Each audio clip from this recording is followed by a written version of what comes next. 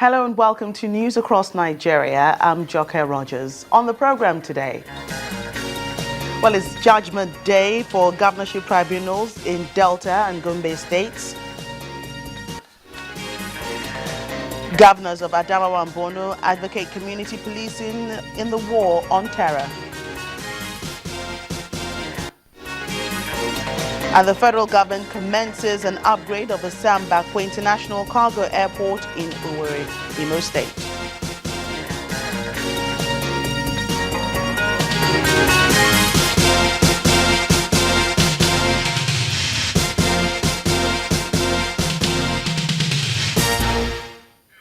Well, the Delta State Governorship Election Tribunal sitting in Asaba, the Delta State capital, has delivered judgment in the case brought by the Labour Party and the All Progressives Congress, APC, against the PDP's candidate, Ifeanyi Okowa.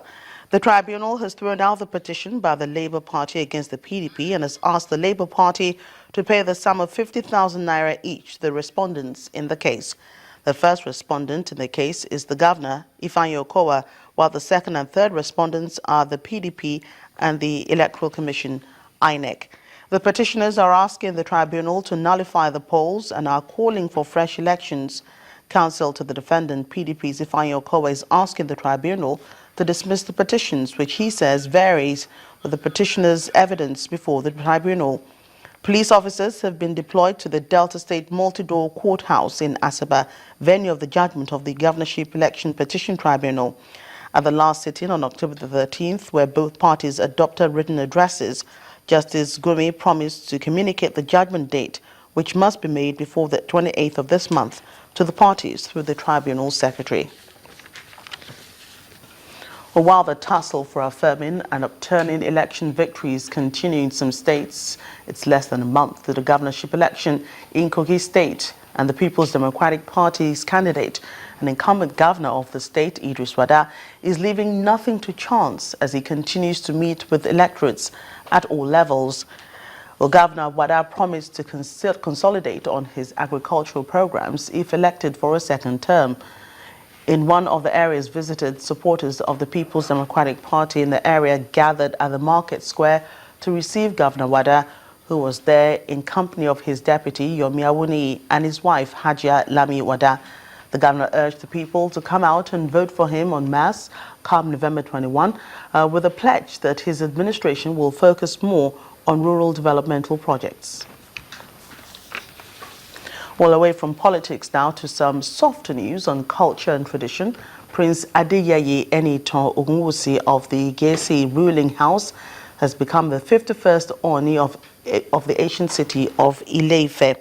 A press statement issued by the Osun State Governor, Rauf Aregbesola, says that the kingmakers of Ife had completed the required process and communicated the choice of Prince Ogunwusi to his office for approval.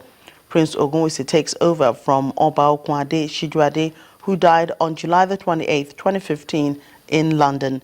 The Oni was selected from 21 candidates presented by the Gesi ruling house for the exalted stool. Prince Ogunwusi is a graduate of accountancy and a certified member of the Institute of Chartered Accountants of Nigeria and the Institute of Management. Before Prince Ogunwusi's appointment, the last descendant of the Gesi ruling house that occupied the position was Oni Deni Ologbenla between 1880 and 1894. We're staying with stories from that part of the country. The Academic Staff Union of Universities, ASU Ile-Ife chapter, has challenged the police to produce a report on the investigation into the disappearance of their colleague, Professor James Alamo, a lecturer at the Obafemi Awolowo University. At a special congress held at the Obafemi Awolowo University, chairman of the ASU chapter, Dr. Caleb Aborishade, appealed to the federal and state governments to intensify efforts to find the nuclear and medical physics lecturer who went missing 2 years ago. What kind of environment do I expect? It's exactly 2 years since Professor James Balariwa Olomo of Nuclear and Medical Physics in the Department of Physics, Obafemi Awolowo University, Ile-Ife, disappeared in his hotel room in Eket, Akwa Ibom State.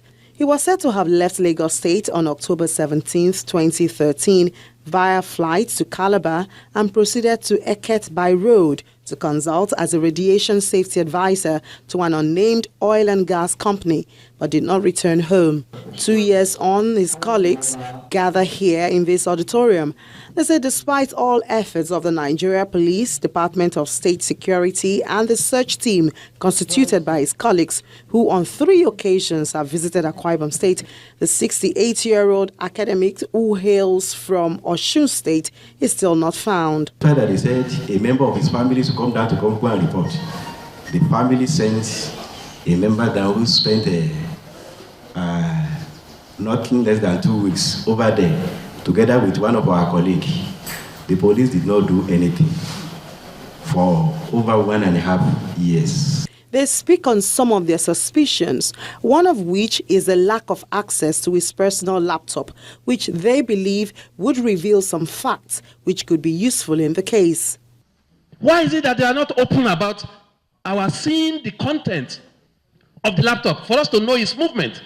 To want to know is the files that there must have been some correspondence between him and the company he was consulting for. His friends and family say their hope is renewed now because of the promise of change that comes with the present administration. We are appealing to them to please consider our situation. No, we consider our health, what the travail of the disappearance of our beloved one has gotten on us. That we want them to come round us and help us. As the appeal continues, many questions remain unanswered, one of which is, what company was Professor Alamo consulting for? Or was it just a trick to lead him to the den of criminals? Well, still in southwest Nigeria, as part of efforts to rid the Okeogun axis of Oyo State from constant clashes between farmers and Fulani herdsmen, the Commissioner of Police, Adileye Oyibade, has initiated a roundtable discussion to broker peace between the two groups after an exhaustive meeting where all parties bear their mind on the issues. Far-reaching resolutions were adopted to ensure peaceful coexistence in all identified flashpoints. Part of the resolutions include the establishment of alternate grazing zones outside farm settlements and government reserves and respect of boundaries already set. Oyo Police Commissioner Adileye Oyibade warned that any infringement will attract dire consequences under the law. There are challenges, there are way out. We have agreed that all the leaders that are here, they are going to represent the interests of the farmers and the cattle rearers. The challenges are going to be addressed, and we are going to be having this meeting periodically to review. The most important thing is let everybody go back home and sound the note of warning that there must be peace. Peace must exist as it has existed hitherto. Farmers should not poison the waters that the cattle rearers are using to feed the cattle. The cattle rearers should pursue areas that are not under the farmers that are being used to plow. Let everybody respect each other. When we go back home, both Fulani, when they go back home, they talk to the people to live peacefully with the farmers. And likewise, the farmers to live peacefully with the herdsmen. So we are traditional rulers, we are sponsors of the land. So we are not biased. When news across Nigeria returns to northern governors believe that community policing will play a major role in preventing terror attacks on innocent Nigerians. That's in a moment. Please stay with us.